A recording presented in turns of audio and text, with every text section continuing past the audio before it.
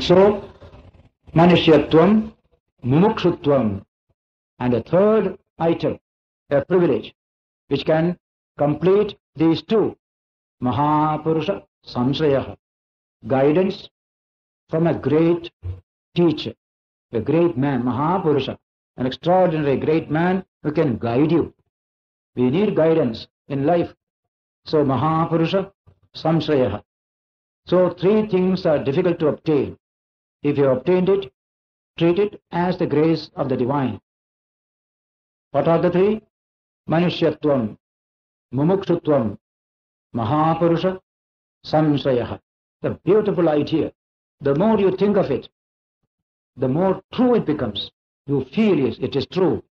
I have not become man yet, as I often refer to, I think, Victor Hugo, who said, we are not men. We are only candidates to humanity. You have to strive.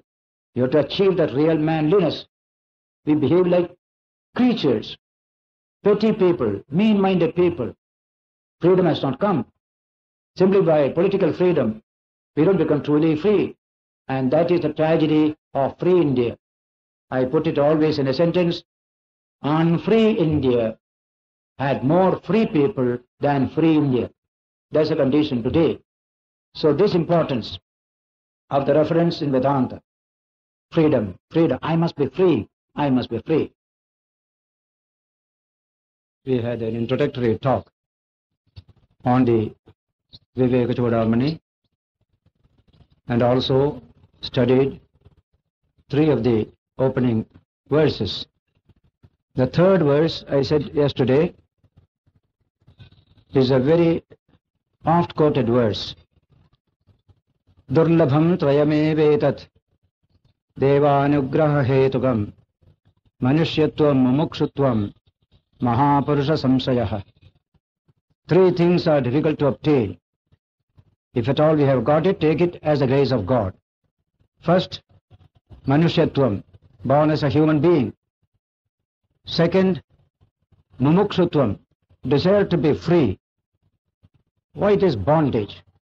You want to break away this bondage. Like a lion that breaks away from the cage. That is the example given in many of our books.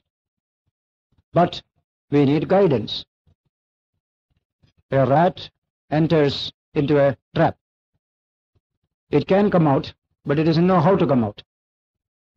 Similarly, we also need help to break this bondage. That is expressed by the third qualification. Mahapurusha Samshrayah. A Buddha comes once a while. A Shankaracharya comes. A Sri Ramakrishna comes. They show us a way. And that helps us for centuries together. Such a Mahapurusha doesn't come every day. But whenever they come, everything becomes fresh. You understand things correctly for some centuries to come. Mahapurusha Samshrayah. Guidance from a great person, a great teacher. The example given by Sri Ramakrishna, there are 4 types of people in this world, says Sri Ramakrishna.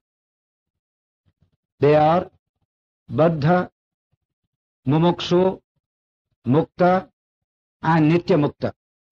Baddha means bound. Bound and happy to be bound.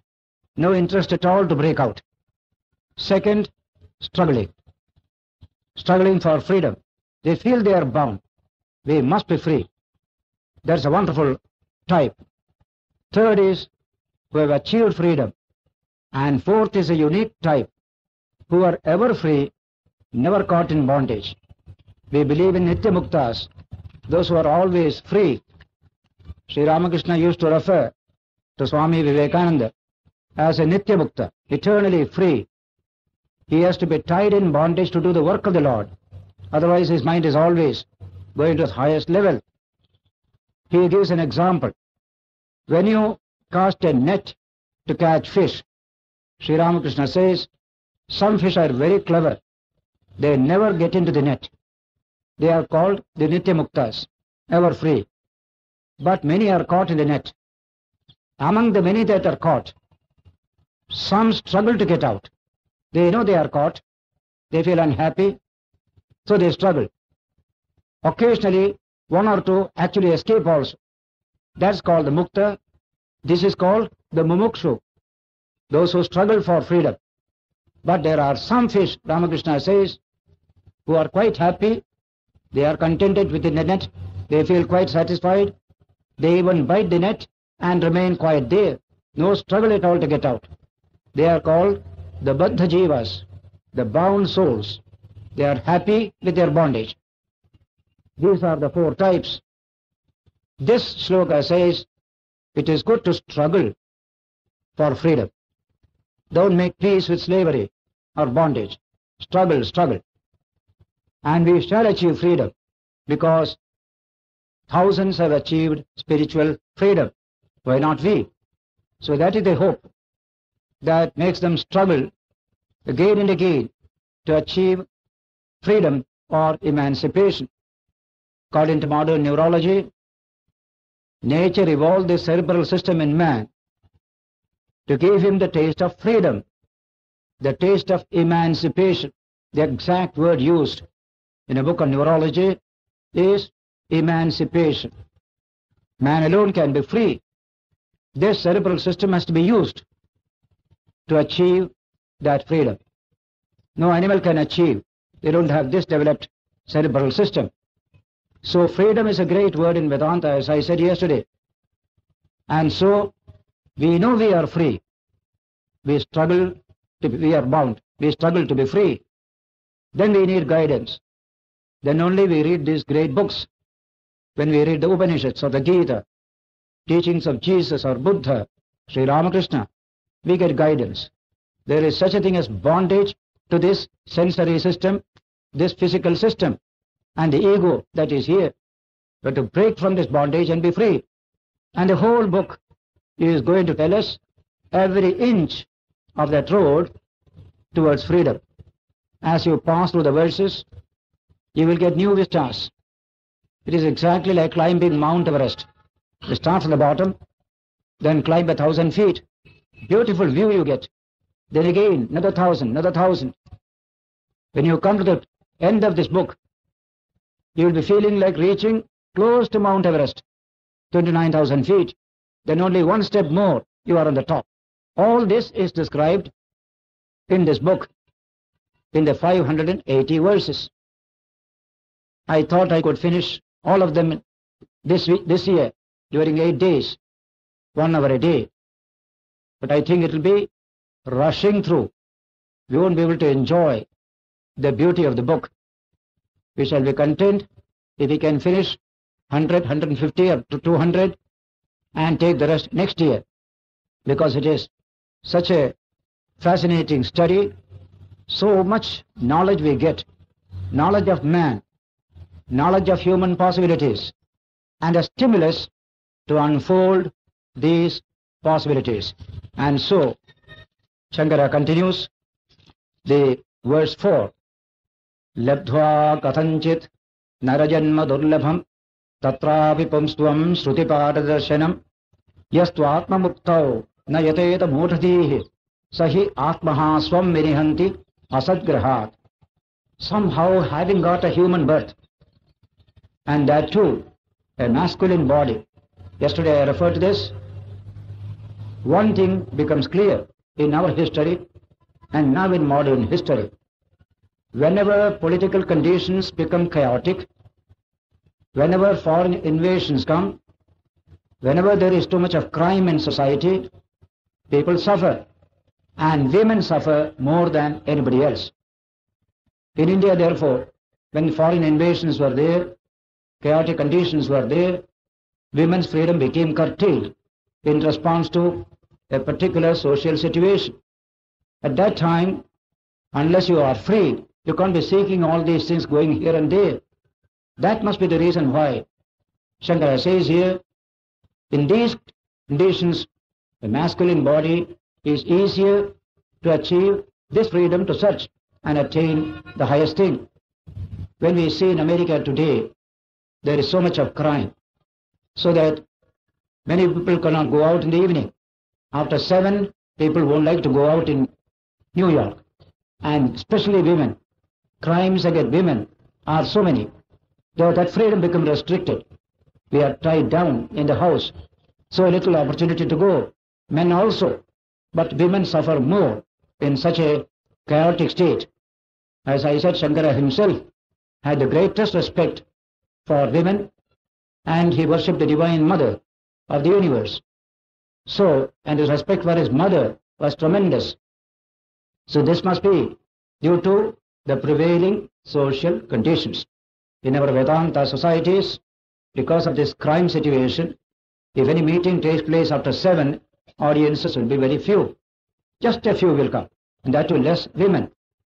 That's why an American wrote, he was a police officer, he wrote a book. When I was there in 68, I came across that book, saying, formerly, free people used to move freely in the streets, and criminals were behind bars, behind doors, within the house. Today, free people have to be tied down to the house. Criminals are free, moving about here and there. That is a bad situation even in our own Delhi. You have got a lot of crime. You can't go freely out as you like. But a healthy society is described in our Mahabharata. What is the nature of social health and well-being? Then comes a beautiful verse. I think it was Bhishma who says this, Striyascha apurusha margam sarvalankara bhushitaha nirbhaya pratipadyante yada rakshati bhumipaha. If a state is well governed, women, fully ornamented, unsupported by male members, can walk freely through the streets and lanes of that country. That is the test of the health of a society. Our society is far, far away from the state, but it will come when people understand this higher dimension of human destiny, beyond the body, beyond the sensory system. When the divine spark unfolds, even a little self-restraint becomes natural to us, self-control, self-discipline. Then we become at peace within, at peace without. That is a healthy state of society. All education and religion must help us to evolve such a social order. At present, it is not there in India. Increasing crime, only because this great ideal of man's spiritual growth, ethical awareness, moral awareness is not stressed. Only stress is on making money and having the best of pleasures and comfort. If I take drugs, I must have drug at a particular time. If I don't have it, I will rob somebody. I can't escape it. There is no check on these outgoing tendencies. In this book, you will read plenty about these matters. How we can create a healthy society. How we can unfold our divine possibilities. How we get tempted and fall down and commit crime for want of this inward strength, spiritual strength. 3 types of strength are mentioned. Bahubalam, muscular strength. Buddhibalam, intellectual strength. Atmabalam, spiritual strength. All are strength. But the last one, Atmabalam, is supreme. A little of that must come to everyone from childhood onwards. Then we can have a happy, welfare society.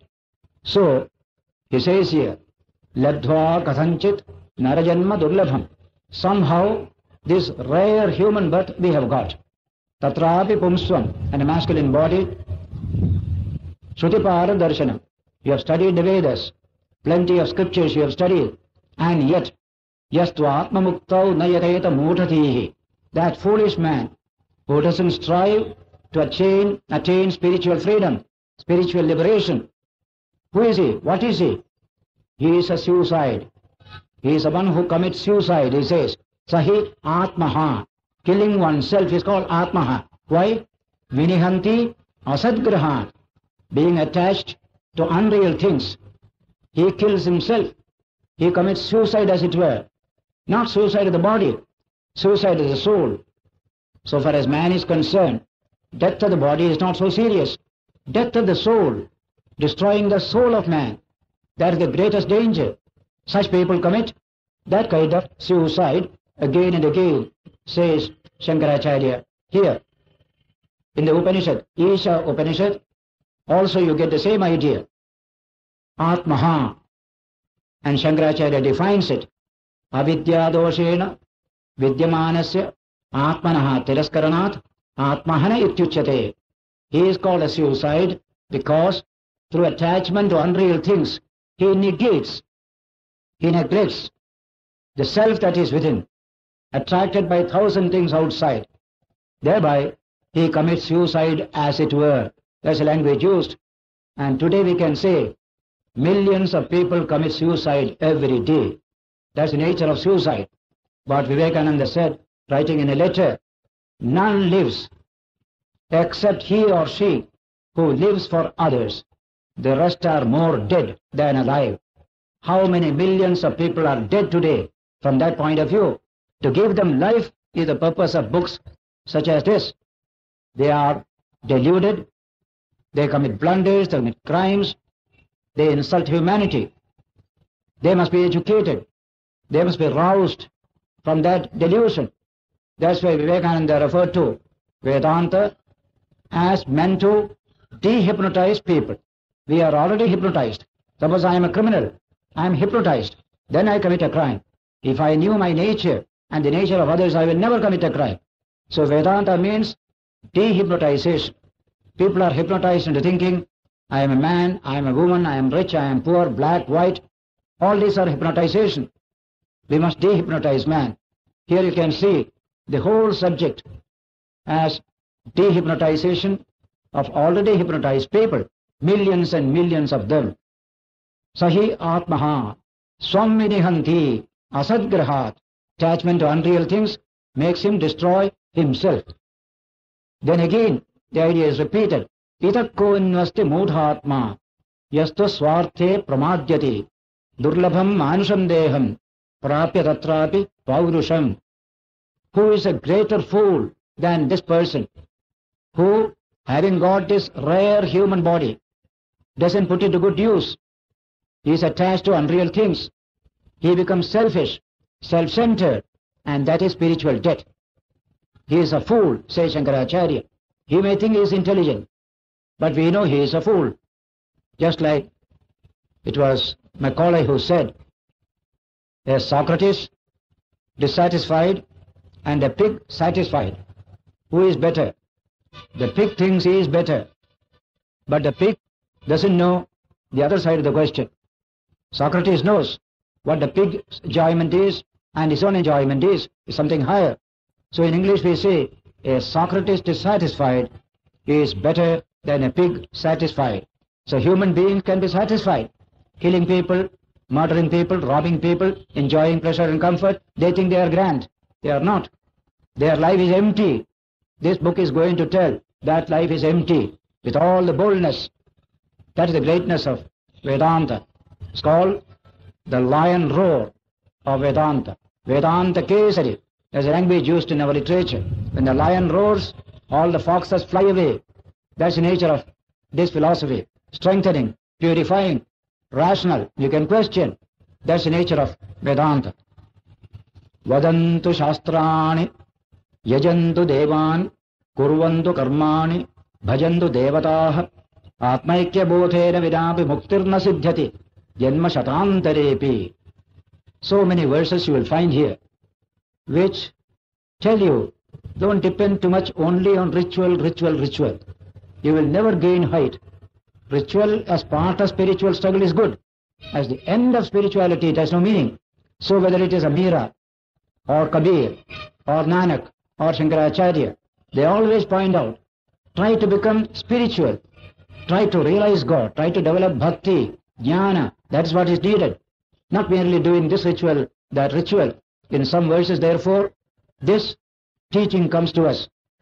Let people quote scriptures, vadantu shastrani, yajantu devan, let them sacrifice to the gods, kurvantu karmani, let them do so many rituals, bhajantu devataha, or worship various deities.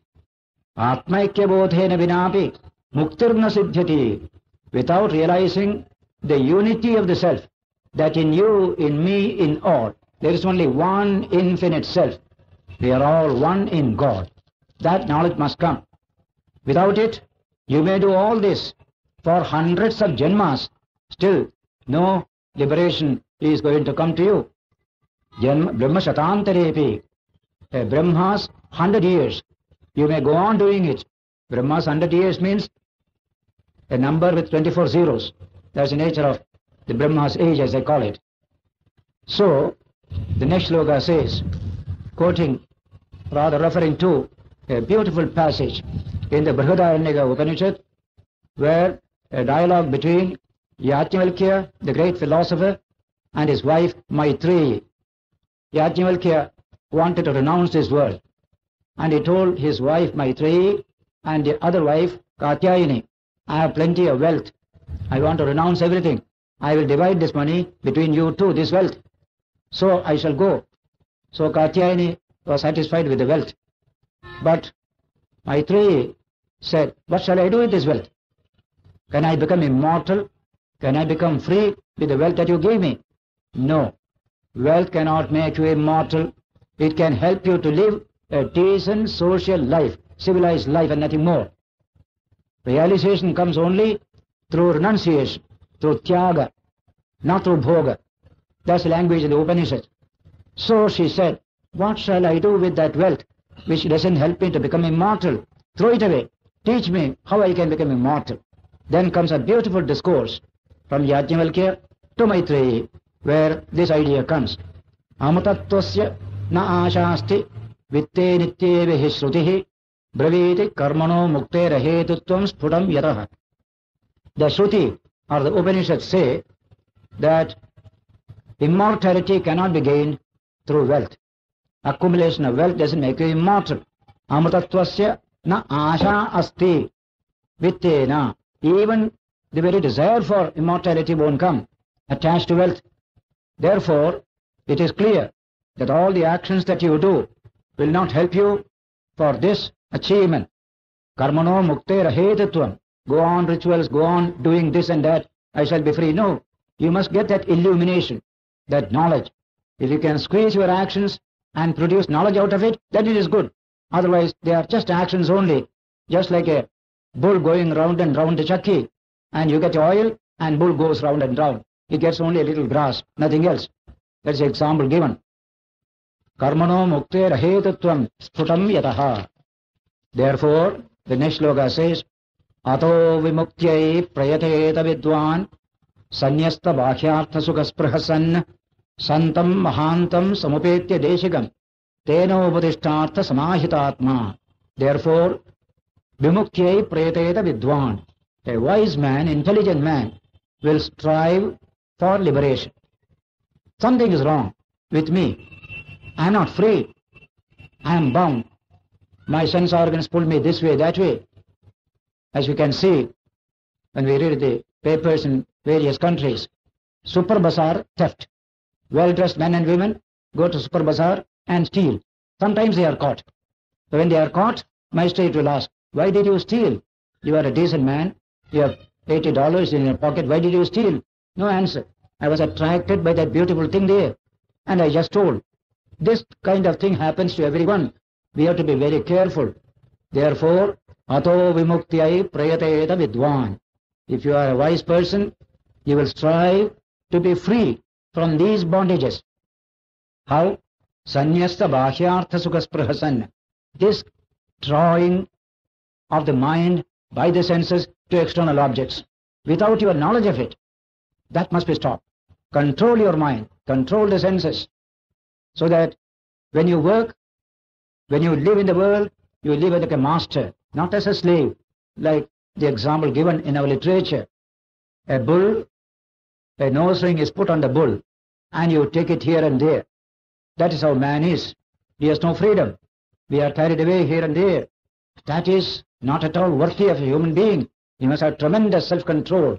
So you say, we conquer external nature, so science and technology. There's an inner nature that also needs to be controlled. That is what is not done today. We just let go, as we say in the American psychology idiom, impulse, release, philosophy. Whatever impulse comes, release it. Don't check it. Don't control it. That's a natural philosophy today. This science is just counter to it. You are the master of the inner world. You can control your mind, your desires. Even a little of that control is really fine. This psychic energy system must be refined. It's a crude energy just now. You have to refine it. Just like crude oil is taken and refined, and beautiful petroleum products come out of it. So high character cannot come unless I have disciplined my inner life. Somebody puts 10,000 rupees in my hand. Please take care of it. I am going outside. If this man is well disciplined, that man's money is safe. If he is as we are today, he will swallow it in one day. Even if you write promissory note, it has no value. We are such weak people today. That is why the country is in such trouble. You can't trust each other because we are at the mercy of our impulses, our desires, our cravings. So if you want to be free, check them, check them, check them. That's wonderful language. Why should the police check me? I shall check myself. That's a beautiful idea. That is freedom. Sanyasta bhahyartha sukha. Pleasures coming from external objects, I must be able to say no to them. Otherwise, I will be just a slave. Then, that is a negative part. Santam mahantam samupetya deshikam. Approach a teacher. Deshikam means a teacher. Who is santam, good. And then mahantam, whose heart is big, who is compassionate. Santam mahantam samupetya, approaching deshikam. Tena upadishthata samahitatma. Train your mind in what teachings he gives you. Bring peace to the mind. Bring strength to the mind. That is a wonderful discipline you have to undergo yourself. Some shlokas later, that guru, that teacher will be described in beautiful words. They are what you call classical expressions, which you find in this book. All teachers quote Shankara's teaching about who is a true guru, who is a true teacher. We shall come to that a little later. Next shloka is practically adaptation of the Gita verse, 6th chapter. Uddharedatman atmanam magdam samsara varidhau yogarudatvam asadya samyak darshanasthaya. Raise yourself by yourself. You have become sunk in this mire of worldliness. Now lift yourself up by yourself. Uddharedatman atmanam magdam samsara varidhau. We have become drowned in this samsara ocean, worldliness ocean. Raise yourself from it. That's the language. Gita's language is, raise yourself by yourself. Don't let yourself down. For you are your own friend, you are your own enemy. When you discipline this psychic energy system and refine this energy, then you become your own friend. If you don't do so, leave it crude, you become your own enemy. So here he said, Uddharedatman atmanam magnam samsara varidhau. How? Yogarudatvam asadya. Climb the steps of yoga and reach that level.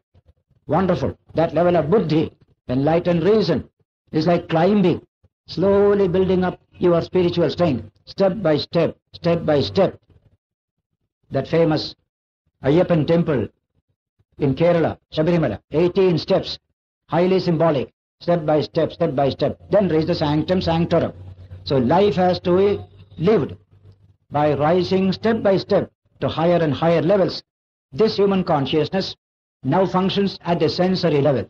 Raise it a little higher, a little higher. So raising consciousness level is a great technique today in psychology. I am peaceless because my mind is at a particular level. Raise a little higher, peace will come. I am selfish. Consciousness is a particular level conditioned by the sensory system. Try to raise it a little, step by step, step by step. So, yogarudatvam asadya. Yogarudha is a word used in the Gita. Yogarudha taduchyate. When the mind is free from all the pulls of the senses from here and there, that man is a yogarudha who has climbed to the level of yoga. That's meaning of yogarudha, established in the state of yoga. Samyak darshananishthaya. through Samyak Darshana Nishtha, steady devotion to true knowledge. What is true knowledge? We must constantly practice. What is true knowledge? What is knowledge of truth? Then slowly we shall rise on the level of yoga. Sanyasya sarvakarmani bhavabandha vimuktaye yatyatam panditai dhiraihi atmabhyasa upasthitaihi. Those who are wise and learned panditas, they must strive to achieve spiritual realization. Sanyasya sarvakarmani, all self-prompted actions, self-centered, selfish actions, renounce them. Any action you do must be for the good of all, ethical, moral. That is how the mind becomes purer. Mind becomes lifted to the level of sattva from tamas and rajas. Sanyasya sarvakarmani bhavabandha vimuktaye, with a view to achieving freedom from worldliness. Yatyatam, go on, struggle. Yatana means struggle. Yatnam, prayatnam. It is a continuous struggle. It's not easy. Like climbing a mountain it is. People think religion is easy. Nothing is easy. Even making money is not easy. You have to work hard. Cheap methods cannot bring us money. Knowledge also cannot come by cheap methods. Of course, we have got easy method of getting knowledge by what you call copying and examination. Cheap. Everything is cheap. But you don't get knowledge at all thereby. So he says, Yatyatam. Struggle, struggle, struggle. Panditair dhiraihi. The heroic and the intelligent person will not try to get things cheap. He will struggle. It's a wonderful idea. Atmabhyasa upasthitaihi. By getting established in this remarkable discipline of knowledge of the self. Let me know my true nature. Let me discipline my body, my mind, my senses, and turn a little energy towards the inner side to discover what is my true nature. Thus, little by little, we can achieve that spiritual strength, that yoga bala. From buddhi bala, we rise to yoga bala. Then we are free. Nothing can shake us thereafter. Chittasya shuddhaye karma, natu vastupalabdhaye, vastusiddhir vicharena, nakinchit karma kotibhihi. Says, it is for the purity of the mind that work is prescribed. It doesn't give you directly realization. Work is a physical act, but the attitude of mind behind the work must be pure. Then only you can attain spiritual realization. So to purify the mind, work is prescribed. Natu vastu balabdhye, not for actual realization. Vastu siddhir vicharena. Achievement of knowledge of truth comes to you through discrimination. Vichara, viveka, vichara, these are the same. Na kinchit karma kotibhihi. And not through crores and crores of actions you do. You are not going to get anything at all. Plenty of actions you can do.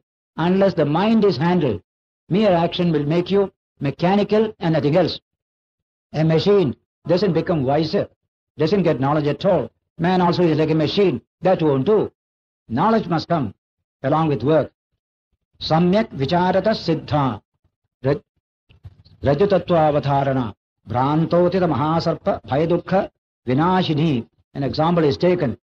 When there is slight darkness, when you walk in the road, you feel you are seeing a snake in front of you. You don't know what it is, but you feel it is a snake. You get frightened. That fright can go only when you examine and find it is not really a snake, a piece of rope only was lying there. So, knowledge of the nature of the rope will give you strength, freedom, and satisfaction. So long as that knowledge is not there, the delusion that it is a snake, you will always be in trouble. So remove that delusion. Moha, ajnana, moha, these are always mentioned together. Then you will get freedom, which is your true nature. You have not to gain it from anybody. You are always free, but you don't know this truth. Therefore, this investigation into the truth of things is necessary. Arthasya nishchayo drishto vicharena hitoktitaha nasnanena nadanena pranayama shatena va. Shankara's radical ideas you can see here. The nature of truth is realized by clear thinking on the advice of a wise teacher. Clear thinking, rational thinking is said there. You hear from the Shruti or from a teacher a truth. You think about it rationally. Go deep into it. Then you will know the nature of truth. You can't get it by bathing in all the holy rivers doing charities here and there, or 100 pranayamas you do, nothing is going to come to you. Na danena, na snanena, pranayama satena va. These are all mechanical acts. The mind has not become illumined. That is the stress we have to make again and again. Like Meera, she will sing, if by bathing in a river you achieve God, fish will get it quicker than you, because always it is in water. Meera kahe, vina prem se nahi mile to nandalal. Meera says, without love of God, you won't get him. Not through all these rituals and ceremonies, etc. Their value as secondary, not as primary. So one great verse comes now. Every student in India must be re-educated in the meaning of this verse.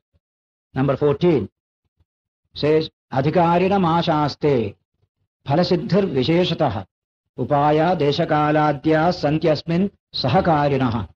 Success primarily depends upon the candidate. Time, place, circumstance, these are auxiliary and not primary. Primarily, are you fit? Have you the desire for knowledge? That is the most important thing. Just like creating a tree, you take a seed, put it in the soil, then add water, manure, etc. If the seed is a living seed, it will assimilate all this and grow into a tree. If the seed is dead, all this water and other things will be of no use to it.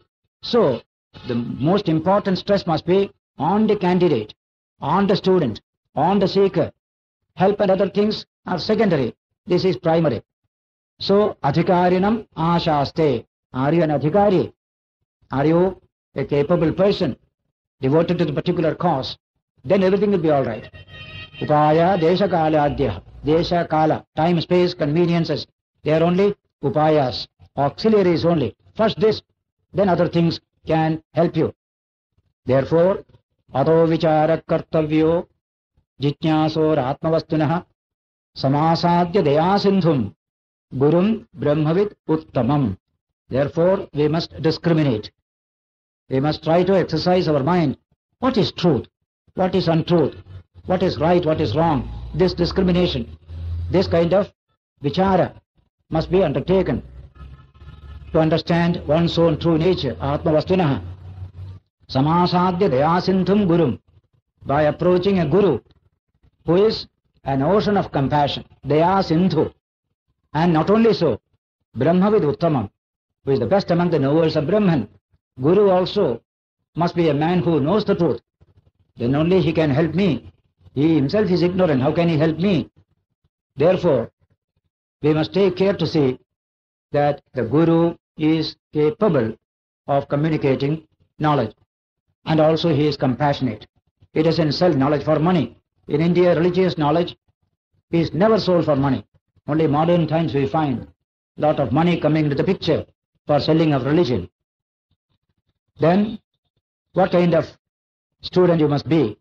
He says, Medhavi Purusho Vidwan Uhapoha Vichakshanaha Adhikari Atmavidyayam Uktalakshana Lakshitaha. Who is the candidate, fit candidate for spiritual striving and realization? That's the word Adhikari in Sanskrit. Medhavi, he must have intelligent. Medhavi, a person who is a Medhavi, Vidwan, with some knowledge also. Uhapoha Vichakshanaha, he must be able to argue pro and con. You must be able to stand the test of people trying to test you. Somebody says something, I get upset. That should not be. Yes, you may say, I can argue with you against it, for it, according to the truth of a thing. This capacity you must have. Otherwise you go somewhere, somebody says something, your mind is completely confused. That kind of people, constantly confused, a type of Confucianism will come into the mind. Nothing else will be there. So the word is used here.